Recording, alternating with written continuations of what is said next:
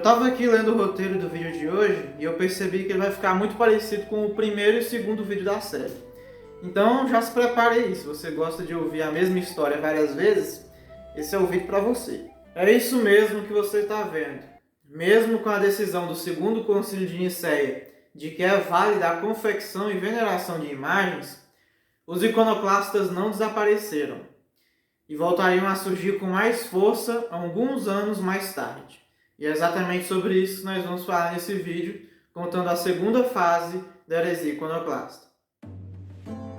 A imperatriz Irene e Constantino VI mandaram reconstruir a imagem de Cristo que tinha sido destruída na porta de bronze do Palácio Imperial de Constantinopla, junto à cruz, acompanhando-a da seguinte inscrição: as imagens que os enganadores haviam abatido foram reconstituídas por governantes piedosos. Eu estou tentando resumir, mas essa história dessa estátua do portão de bronze do Palácio Imperial, ela é maiorzinha, entendeu? Tem mais personagens, tem mais eventos, mas eu vou pular essa parte para poder seguir os nossos eventos aqui. Nesta segunda fase, quem recebe mais destaque é São Teodoro Estudita. Dentre seus afazeres como chefe do mosteiro de Estúdio, estava o de escrever epigramas e acrósticos, que eram como pequenos textos e poemas para desmentir as falácias iconoclastas que haviam se popularizado.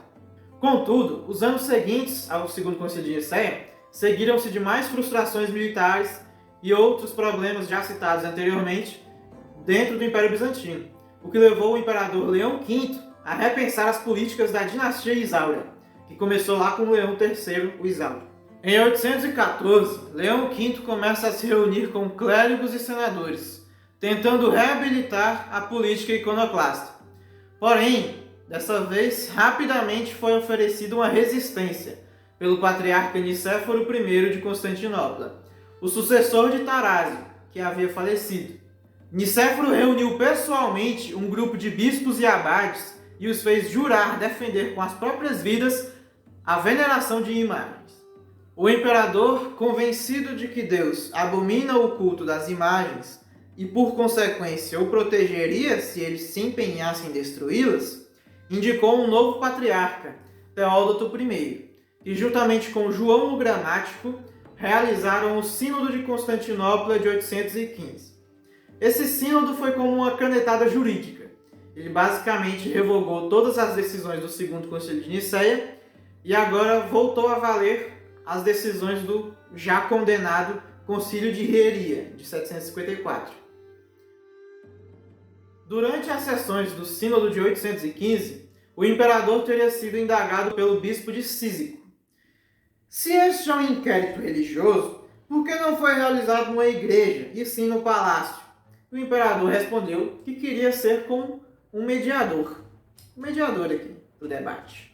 Chegou outro bispo, dessa vez de Sínada, e perguntou: por que então o imperador está encorajando os nossos oponentes e protegendo eles dentro do palácio? Então, o pessoal da igreja ali reconheceu que isso aí era tirania e não mediação. O imperador estava fingindo ser um juiz neutro, até que Teodoro, do mosteiro de Estúdio, percebeu ali uma armadilha. Ó, deixa eu dizer uma coisa pra você. Você tá aí, eu tô vendo a hora aqui uma armadilha. Certo, Nelson Neto. Entendeu? Cala a boca, calado! Sentado aí, rapaz. Sento não! Calado por quê? Sento não! Calado por quê? Ah, fica Só da você pegando. pode falar? Foi então que Teodoro continuou a falar: não desfaça o status da igreja, pois o apóstolo disse, ele deu a alguns apóstolos, outros profetas, e alguns evangelistas, e outros pastores e mestres, para o aperfeiçoamento da fé. Mas ele não mencionou imperadores. Para você, imperador, foi confiado ao governo político e ao exército. Cuide deles e deixe a igreja com seus pastores e mestres, conforme ordenado pelo apóstolo. Depois dessa declaração, esse palácio estava pegando fogo. Segundo o historiador Steven Runciman, tal confronto teria sido impossível nos dias do grande Justiniano ou mesmo nos de Leão III. Nunca antes a autoridade eclesiástica do imperador foi tão bruscamente desafiada a seu rosto. Mas Leão V não seria desviado.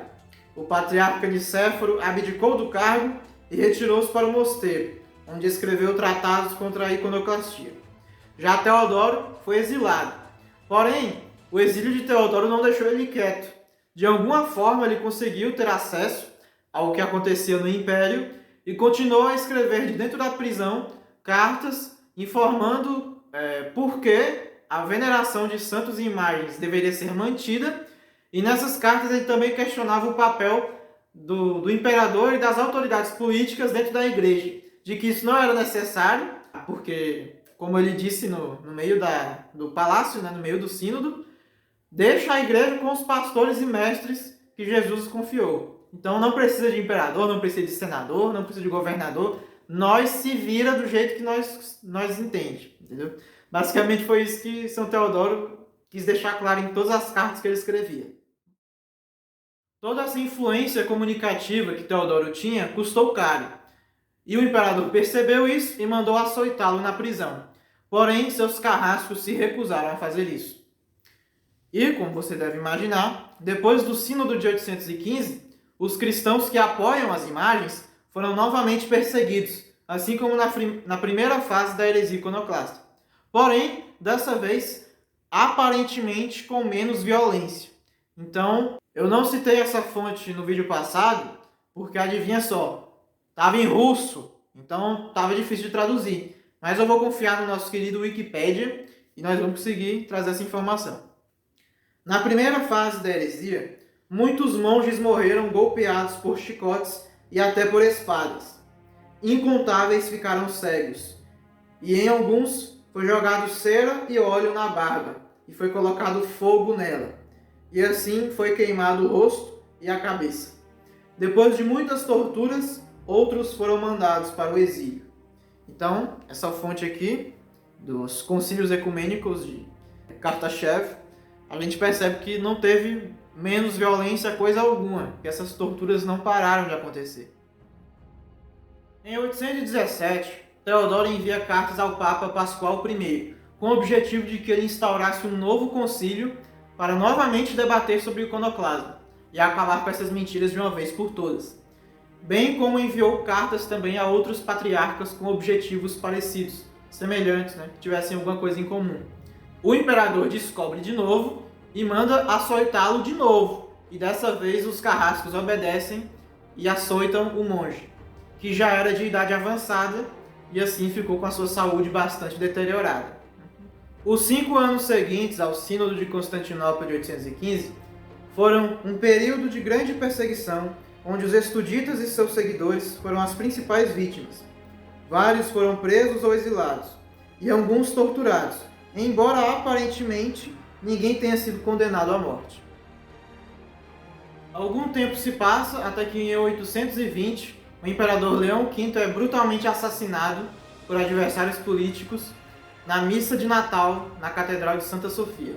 Após isso, Teodoro, juntamente com outros monges e abades, são libertados e se reúnem, com a esperança de que o novo imperador, Miguel II, fosse revogar a política iconoclasta.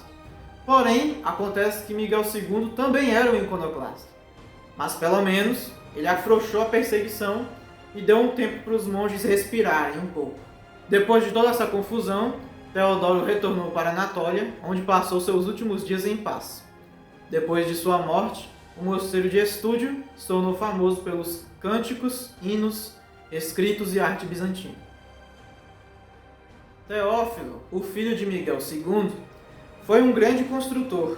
Ele e sua corte fizeram de tudo para encorajar a vida intelectual e artística. Ao fazer isso, ajudaram involuntariamente a destruir a iconoclastia. Após a morte de Teófilo em 842, sua esposa Teodora assume o governo como imperatriz regente de Miguel III, o filho do casal, que ainda estava novo demais para governar. Da mesma forma que Irene de Atenas e Constantino VI. Enquanto o filho cresce, a mãe assume, para depois que o filho tiver idade suficiente, ele assumir o governo. E outra semelhança que Teodora tinha com a Irene é que ela também queria restaurar a veneração de imagens. Foi então que ela chamou o patriarca Metódio I de Constantinopla e convocaram um novo sínodo imperial. Esse sínodo ficou conhecido como o Triunfo da Ortodoxia, em 843, que novamente foi responsável por restaurar a veneração de ícones e fez explodir o apogeu da arte bizantina. O nome Triunfo da Ortodoxia, por quê? Porque todas as heresias que vieram depois não passam de fragmentos das grandes heresias do passado. Então por isso que esse sínodo recebe esse nome, porque é como se ele fosse o triunfo final da igreja sobre as heresias. Paz foi restaurada na igreja, para a satisfação de todos, exceto alguns monges extremistas que sentiam que os iconoclastas não foram devidamente punidos. Mas mesmo entre esses monges, dificilmente poderiam desaprovar a piedosa imperatriz que lhes devolveu as imagens. E oficialmente, a história da heresia iconoclasta acaba aqui. Porém, como você deve imaginar, essas questões sobre santos e imagens voltariam de novo na Revolução Protestante, que depois de 3 vídeos, não falei nada sobre ela ainda. Então, esse vai ser o assunto do próximo vídeo. A heresia iconoclasta revivida durante a Revolução Protestante. E o que a gente pode concluir com esses 3 vídeos? Que as perguntas, esse debate não começou na Revolução Protestante, ele começou muito antes. E que a gente tem que ter um instinto de buscar a verdade tão forte quanto o de São João Damasceno, o de São Teodoro Estudita, de vários outros personagens que não dá tempo de contar toda a história deles aqui, porque esses vídeos ficariam imensos, mas que todos estes aceitaram ser perseguidos, perder a mão, ser açoitado e etc. e outras punições em busca da verdade. Então é esse valor aqui que eu gostaria de reafirmar, em todos esses vídeos, que nós estamos aqui em busca da verdade, em busca de esclarecimento, para todos nós seguirmos o Evangelho de uma forma mais compreensível e mais clara. Então é isso, vejo vocês no próximo vídeo e até mais.